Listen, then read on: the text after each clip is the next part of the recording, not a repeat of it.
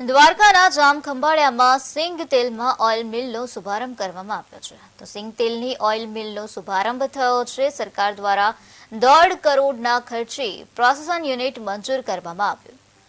યાર્ડના ચેરમેનના હસ્તે યુનિટને શરૂ કરવામાં આવ્યું.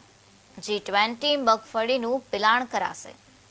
ડબલ ફિલ્ટર શુદ્ધ સિંગ તેલ ટીનનું ઉત્પાદન થશે. ગ્રાહકોને ડબલ ફિલ્ટર શુદ્ધ સિંગ તેલ મળવાનું છે.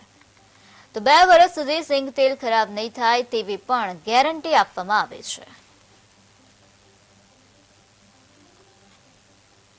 સરકારશ્રીની યોજના મુજબ આ 1.5 કરોડ રૂપિયાના ખર્ચે આ પ્રોસેસિંગ યુનિટ સ્થાપવામાં આવ્યું છે અને એ સ્થાપેલ યુનિટનું આજે વિધિવત રીતે ચેરમેન શ્રીના હસ્તે વિધિપૂર્વક પૂજન કરી અને ખુલ્લું મૂકવામાં આવ્યું છે.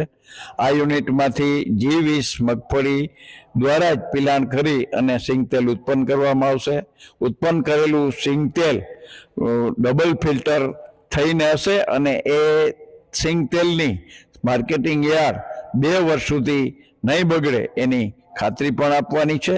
અને આ તેલ ક્યાંય ગુજરાતમાં બીજી જગ્યાએ નહીં મળે એની ખાતરી સાથે હું ગેરંટી આપું છું કે 2 વર્ષ સુધી એવું ને એવું તેલ રહે, બગડે નહીં અને એની એવી ને એવી લિજ્જત અને સુગંધ